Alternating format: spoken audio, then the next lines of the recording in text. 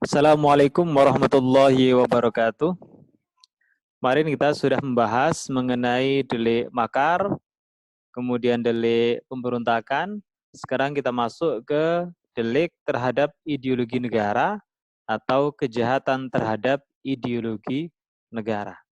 Jadi sasarannya adalah ideologi negara. Nah, salah satu bentuk kejahatan terhadap ideologi negara adalah penyebaran ajaran komunisme, marxisme, leninisme. Sebelum masuk ke konstruksi yuridis mengenai delik-delik atau kejahatan-kejahatan terhadap ideologi negara, yang salah satunya penyebaran ajaran komunisme, marxisme, leninisme, terlebih dahulu saya perlu menyampaikan apa itu ajaran dan apa itu komunisme serta marxisme, leninisme.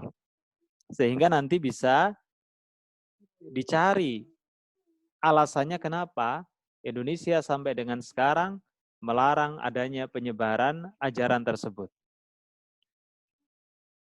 Apa itu ajaran? Kalau kita lihat dari Kamus Besar Bahasa Indonesia, kata ajaran bersinonim dengan kata paham, yang berarti aliran, haluan, atau pandangan. Dalam bahasa Inggris, ajaran atau paham seringkali disebut dengan ism, atau dalam bahasa Indonesia menjadi isme. Nah, misalnya ada komunisme, marxisme, leninisme, sosialisme, dan lain seterusnya. Dan tidak semua ajaran atau paham dapat dikategorikan sebagai ideologi. Karena ajaran atau paham ini sifatnya lebih umum dibanding dengan ideologi. Maka ajaran atau paham dalam KBBI diartikan sebagai aliran, haluan, atau pandangan. Tidak ada makna yang lebih spesifik yang ditemukan dalam KBBI terkait dengan istilah ajaran atau paham. Nah, sekarang apa itu ideologi? Secara bahasa, ideologi berasal dari dua kata, idea dan logos. Idea ini artinya gagasan, konsep, pengertian dasar, atau cita-cita. Sementara logos artinya adalah ilmu. Kalau kita lihat arti secara bahasa, maka ideologi berarti ilmu tentang ide-ide atau ajaran tentang pengertian dasar. Ini arti secara bahasa. Bagaimana arti menurut istilah? Definisi ideologi, kalau Anda baca dalam berbagai literatur, akan sangat beragam. Tergantung dari sudut pandang mana melihatnya. Nah, kalau kita lihat dalam KBBI, ada beberapa makna terkait dengan ideologi. Ideologi bisa bermakna sebagai kumpulan konsep bersistem yang dijadikan asas pendapat atau kejadian yang memberikan arah dan tujuan untuk kelangsungan hidup.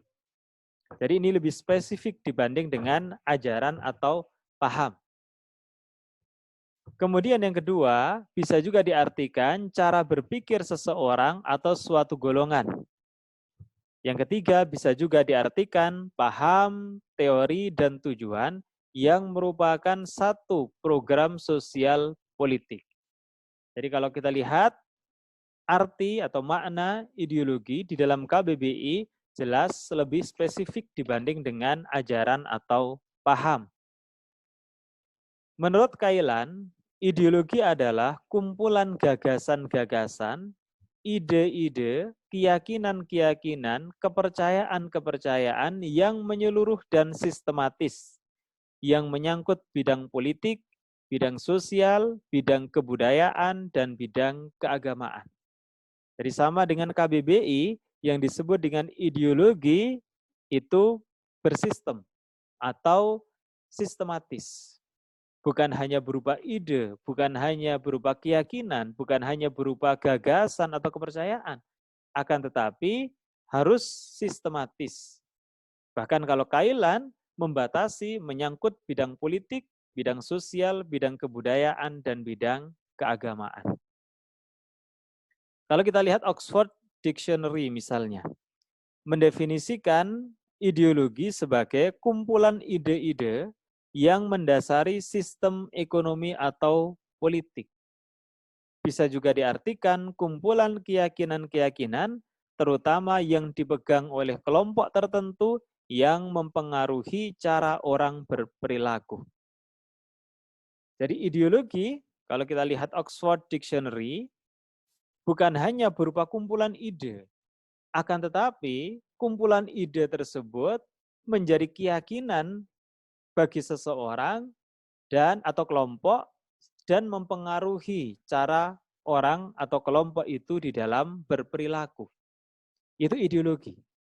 Jadi mengapa Pancasila itu sebagai ideologi? Karena Pancasila itu adalah kumpulan keyakinan-keyakinan atau kumpulan ide-ide yang kemudian berpengaruh terhadap perilaku bangsa Indonesia. Ya, ini pengertian ideologi yang lebih spesifik dibanding dengan ajaran atau paham yang artinya masih umum, yaitu berupa pandangan, haluan, atau aliran. Nah, sekarang kita masuk ke komunisme, Marxisme, Leninisme. Apa itu komunisme? Kalau kita merujuk ke literatur yang ditulis oleh Franz Magni Suseno, komunisme adalah partai-partai atau gerakan-gerakan atau sistem kekuasaan komunis. Artinya yang mendasarkan diri pada Marxisme-Leninisme. Ajaran komunisme sama dengan Marxisme-Leninisme. Ini menurut Franz Magni Suseno. Kemudian apa itu Marxisme? Marxisme adalah ideologi atau teori tentang ekonomi dan masyarakat yang memuat apa yang dalam berbagai aliran Marxisme dianggap ajaran resmi definitif dari Karl Marx. Kita tahu dalam berbagai literatur ekonomi banyak diulas mengenai konsep ekonomi menurut Karl Marx. Semua aliran, gerakan, kelompok pendapat yang mengaku bersumber atau berdasarkan pemikiran atau ajaran Marx. Jadi disebut Marxisme karena memang mendasarkan pada pendapat Karl Marx. Di dalam Undang-Undang Nomor 27 Tahun 99, penulisannya komunisme / atau garis miring Marxisme strip Leninisme. Apa itu Marxisme strip Leninisme? Marxisme-Leninisme merupakan ideologi resmi komunisme yang terdiri dari Marxisme ortodoks, Marxisme yang asli atau yang kuno, ditambah ajaran-ajaran Engels dan Lenin. Engels ini orang Jerman, sementara Lenin ini orang Uni Soviet, yang dua-duanya ini mengikuti ajaran Karl Marx. Bahkan kalau Engels pernah berkolaborasi menulis sebuah artikel bersama dengan Karl Marx. Ini menurut Franz Magni Suseno. Jadi menurut Franz Magni Suseno, komunisme itu ya ajarannya Marxisme-Leninisme. Makanya di dalam Undang-Undang 27 tahun 99 penulisannya komunisme / Marxisme strip Leninisme. Ya, Marxisme merupakan bagian dari komunisme. Tetapi komunisme itu lebih dari hanya Marxisme. Jadi Marxisme itu memang merupakan bagian dari komunisme. Tetapi komunisme itu tidak hanya Marxisme, tapi lebih dari itu. Jadi komunisme itu bukan hanya ajaran Karl Marx, tapi lebih dari itu. Ya, sementara Marxisme-Leninisme merupakan Marxisme yang dipersepsi oleh Lenin dari Uni Soviet. Nah, tambahan Lenin pada Marxisme adalah ajaran tentang perebutan kekuasaan oleh partai komunis yang tidak pernah dipikirkan oleh Karl Marx. Nah, ajaran Marx ini sifatnya umum, sedangkan Lenin berbicara strategi dan taktik perjuangan proletariat pimpinan partai komunis. Sistem kekuasaan yang didirikan Lenin adalah sistem politik yang sangat tidak manusiawi, ateis, dan totaliter. Nah, oleh karenanya maka di dalam Undang-Undang 27 tahun 99 yang disebut adalah Marxisme-Leninisme, yaitu ajaran Marx yang sudah dipersepsi oleh Lenin, di mana Lenin mendirikan sebuah sistem politik atau sistem kekuasaan yang sangat tidak manusiawi, ateis, dan totaliter. Tentunya itu juga diilhami oleh ajaran Marx. Yaitu arti ajaran, ideologi, komunisme, serta Marxisme-Leninisme. Nah sekarang apa pro kontra kebijakan kriminalisasi penyebaran ajaran komunisme, Marxisme, Leninisme? Nah, sebelumnya saya perlu menyampaikan apa itu kriminalisasi. Seringkali orang salah dalam memahami istilah kriminalisasi. Maka ada yang mengatakan kriminalisasi KPK, kriminalisasi pers, kriminalisasi lain-lain. Ya, kriminalisasi itu bukan menyangkut subjek, tapi kriminalisasi itu menyangkut suatu perbuatan tertentu. Apa itu kriminalisasi? Kriminalisasi adalah proses menjadikan suatu perbuatan yang awalnya bukan merupakan perbuatan pidana menjadi perbuatan pidana. Dulu, penyebaran ajaran komunisme, Marxisme, Leninisme tidak dilarang. Tapi kemudian dilarang, berarti telah terjadi kriminalisasi penyebaran ajaran komunisme, Marxisme, Leninisme. Dulu, penodaan terhadap agama tidak dilarang. Kemudian muncul pasal 156A KUHP, berarti telah dilakukan kriminalisasi terhadap penodaan agama. Ya, kriminalisasi penyebaran ajaran komunisme, Marxisme, Leninisme sampai dengan sekarang itu menimbulkan pro dan kontra. Termasuk ketika rancangan KUHP dirumuskan. Apakah masih perlu mengatur mengenai larangan penyebaran ajaran komunisme, Marxisme, Leninisme atau tidak perlu? Ya, pandangan yang pro terhadap kebijakan kriminalisasi penyebaran ajaran ini, alasannya yang pertama, komunisme, Marxisme, Leninisme sebagai ajaran atau paham telah menimbulkan implikasi-implikasi sejarah yang destruktif traumatik bagi bangsa Indonesia. Terutama G30S PKI, Gerakan 30 September 1965, Partai Komunis Indonesia, di mana sekelompok orang yang merupakan anggota PKI melakukan pemberontakan yang menimbulkan trauma sejarah bagi bangsa Indonesia karena melakukan perbuatan yang sangat keji. Salah satunya misalnya mereka melakukan penganiayaan terhadap para pahlawan revolusi hingga para pahlawan tersebut gugur. Termasuk di dalamnya Ahmad Yani dan seterusnya. Bahkan kalau menurut sejarah yang berkembang, dimasukkan ke dalam sumur yang kemudian disebut lubang buaya. Ya, karena menimbulkan implikasi-implikasi sejarah yang destruktif traumatik bagi bangsa Indonesia, maka masyarakat berhak menilai atau mempersepsikannya sebagai suatu yang membahayakan atau harm to society sehingga dapat menjadi alasan bagi negara dalam melakukan kriminalisasi. Ya, masyarakat menganggap itu berbahaya.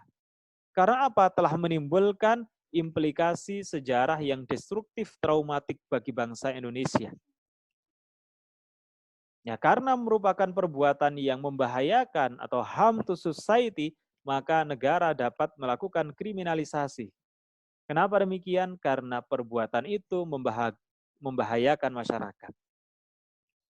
Yang kedua, Undang-Undang Dasar 1945 sebagai konstitusi merupakan konsensus nasional yang tidak membuka peluang bagi keberadaan komunisme, Marxisme, Leninisme yang antara lain mengajarkan ateisme, seperti sistem politik yang didirikan oleh Lenin. Ajaran ateisme bertentangan dengan sila ke-1 Pancasila yang merupakan bagian integral dari Undang-Undang Dasar 1945. Sila ke-1 Pancasila menjadikan teisme atau paham ketuhanan sebagai salah satu ciri atau nilai fundamental bangsa Indonesia. Nah, karena itulah maka pandangan yang pro terhadap kriminalisasi penyebaran ajaran ini menyatakan negara berwenang untuk melakukan kriminalisasi. Ini pandangan yang pro. Bagaimana pandangan yang kontra? Menurut pandangan yang kontra, kebebasan meyakini kepercayaan, pikiran, dan hati nurani.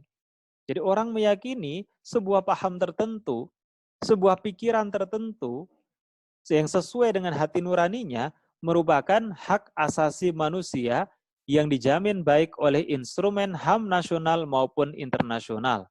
Bahkan termasuk HAM yang tidak boleh dikurangi pemenuhannya dalam keadaan apapun karena merupakan non-derogative rights. Ya, Undang-Undang Dasar 1945 juga menyatakan demikian, bahwa kebebasan meyakini kepercayaan, pikiran, dan hati nurani itu merupakan hak asasi manusia yang tidak boleh dikurangi pemenuhannya dalam keadaan apapun. Beda halnya dengan HAM yang lain, misalnya kebebasan berekspresi. Itu termasuk derogable rights yang pemenuhannya dapat dikurangi dengan alasan-alasan tertentu. Misalnya pornografi dan seterusnya. Yang kedua, seharusnya dibedakan antara komunisme, marxisme, leninisme sebagai ajaran atau paham atau ideologi yang merupakan keyakinan sekaligus hak asasi manusia dengan komunisme, marxisme, leninisme yang menjelma dalam perilaku sekelompok orang yang menggunakan wadah Partai Komunis Indonesia. Jadi mestinya yang menjadi titik tekannya bukan pada ajaran atau paham atau ideologinya, akan tetapi perilaku sekelompok orang yang ketika itu menggunakan wadah Partai Komunis Indonesia, bukan ideologinya. Kemudian yang ketiga, dalam negara demokrasi harus dibedakan antara state area dengan social area. Area negara, di mana negara bisa mengaturnya, dengan area sosial, yang itu menjadi hak bagi masyarakat. Ya, keyakinan akan ajaran atau paham tertentu merupakan sosial area. Sehingga tidak boleh ada upaya-upaya penguasaan negara atas persoalan tersebut melalui regulasi hukum. Jadi terkait dengan keyakinan akan ajaran atau paham tertentu, itu mestinya bukan menjadi area negara untuk mengaturnya. Itu urusan masyarakat sendiri. Sehingga mestinya negara tidak boleh ikut campur menggunakan regulasi hukum. Kemudian alasan yang keempat, keberadaan ketentuan mengenai tindak pidana terhadap ideologi negara tidak lagi relevan dengan keadaan dan perkembangan zaman. Terlebih lagi, komunisme, marxisme, leninisme telah usang dan sudah selesai. Karena tidak ada negara yang survive dengan ideologi tersebut. Uni Soviet dulu berkeyakinan bisa menggeser Amerika Serikat dengan ideologi komunismenya. Tetapi ternyata tidak bisa, justru Uni Soviet hancur. Selain itu setidaknya dalam 20-30 tahun belakangan tidak ada lagi gerakan revolusioner terorisme yang mendasarkan diri pada ideologi komunisme, marxisme, leninisme. Coba di Indonesia saja. Gerakan-gerakan terorisme apakah ada yang mendasarkan diri pada ideologi komunisme, marxisme, leninisme? Justru akhir-akhir ini justru dipengaruhi oleh paham keagamaan tertentu. Bukan dari ideologi komunisme, marxisme, leninisme. Yang kelima, komunisme, marxisme, leninisme bukan merupakan satu-satunya ideologi yang membenarkan cara-cara kekerasan untuk menempuh sesuatu. Memang kan, ajaran Lenin misalnya, ia menciptakan sistem politik yang di dalamnya ada kekerasan. Nah, namun banyak juga ideologi-ideologi yang lain yang membenarkan cara-cara kekerasan untuk menempuh sesuatu. Oleh karena itu, seharusnya Yang dikriminalisasi bukan penyebaran ideologinya, tetapi kekerasannya. Jadi kalau hanya menyebarkan ideologi nggak ada masalah. Tapi begitu sudah menjelma menjadi kekerasan, maka itulah yang dilarang. Ya, yang keenam, pelarangan ajaran atau paham komunisme, marxisme, leninisme merupakan jargon Orde Baru untuk menghantam lawan-lawan politiknya dan menumpas pihak-pihak yang melawan kebijakannya. Jadi pelarangan ajaran atau paham komunisme, marxisme, leninisme ini justru lebih banyak digunakan oleh Orde Baru untuk kepentingan politiknya, mempertahankan kekuasaannya, menghantam lawan-lawan politiknya, dan menumpas pihak-pihak yang melawan kebijakannya. Jadi ketika ada lawan politik yang membahayakan kekuasaannya, maka akan dihantam dengan undang-undang subversi, yang salah satunya ada larangan mengenai penyebaran ajaran atau paham komunisme, marxisme, leninisme.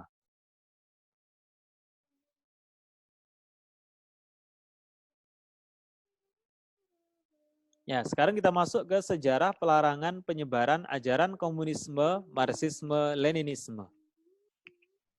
Menurut versi Orde Baru, Partai Komunis Indonesia atau PKI melalui gerakan 30 September 1965 PKI atau yang dikenal dengan istilah G30S PKI melakukan pemberontakan untuk mengambil alih pemerintahan Presiden Soekarno dan mengganti ideologi Pancasila dengan komunisme, marxisme, leninisme.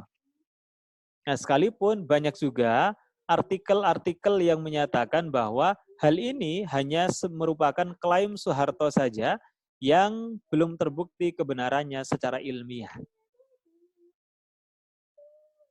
Nah, karena Soekarno juga mendapatkan informasi dari Soeharto bahwa G30 SPKI merupakan pemberontakan untuk mengambil alih pemerintahan Presiden Soekarno dan mengganti ideologi Pancasila dengan komunisme, marxisme, leninisme.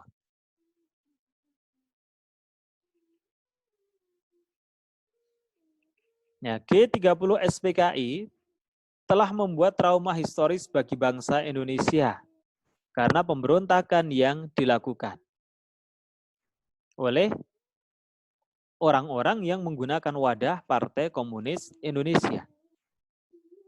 Ya, ajaran komunisme, marxisme, leninisme yang dianut oleh PKI menciptakan iklim dan situasi yang membahayakan kelangsungan hidup bangsa Indonesia yang berfalsafah Pancasila. Dalam prakteknya menjelma dalam kegiatan-kegiatan yang bertentangan dengan sendi-sendi kehidupan bangsa yang bertuhan dan beragama. Karena ajaran ini punya kecenderungan menganut ateisme atau paham anti Tuhan.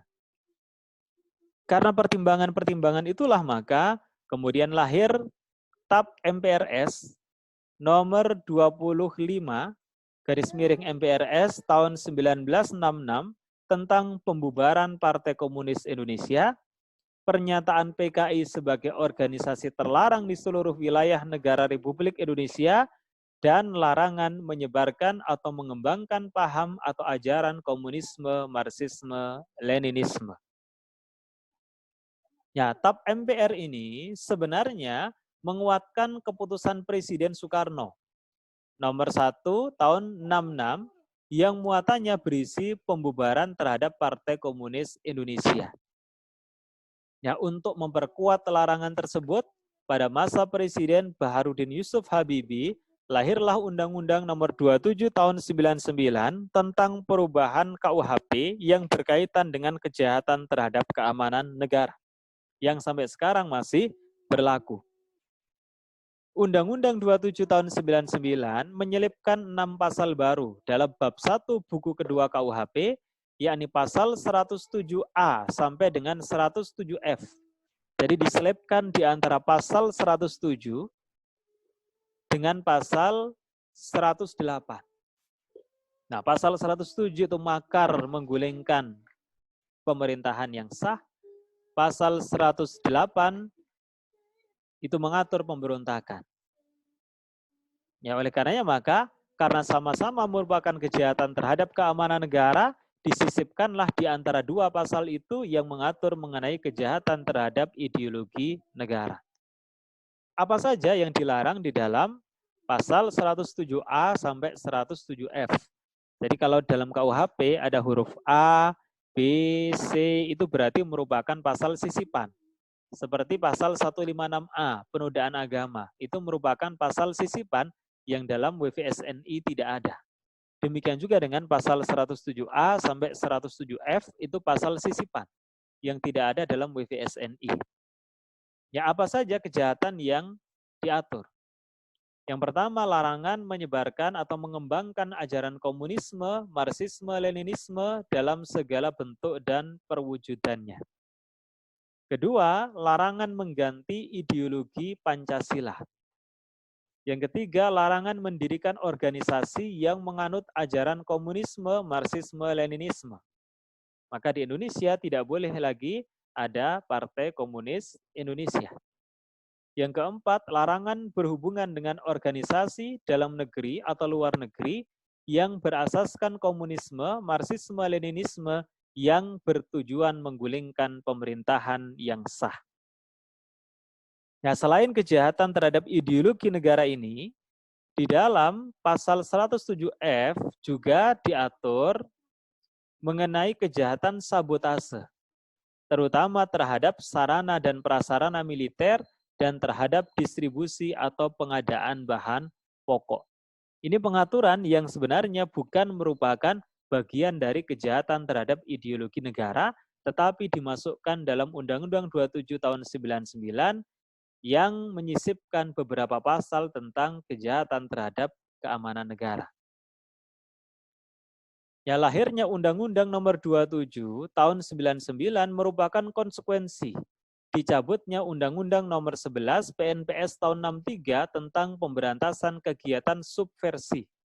Karena pasca reformasi, Undang-Undang 11 PNPS 63 ini dicabut menggunakan Undang-Undang Nomor 26 tahun 99. Nah, undang-undang subversi ini memang mengatur kejahatan terhadap ideologi negara. Tetapi karena rumusan-rumusannya yang multitafsir, sehingga secara efektif banyak digunakan oleh pemerintah Orde Baru untuk menghabisi lawan-lawan politiknya. Karena itulah setelah dicabut, sebagai gantinya lahir Undang-Undang 27 tahun 99. Nah, bagaimana dalam RUU KUHP? Dalam RUU KUHP versi yang terakhir, September 2019, larangan penyebaran ajaran komunisme, marxisme, leninisme dimasukkan dalam bab tindak pidana terhadap keamanan negara pada bagian tindak pidana terhadap ideologi negara. Jadi dalam RUU KUHP tetap ada pasal yang mengatur larangan penyebaran ajaran komunisme, marxisme, leninisme. Ya, larangan penyebaran ajaran komunisme, marxisme, leninisme dalam RUU KUHP diatur dalam dua pasal, yaitu pasal 188 dan pasal 189.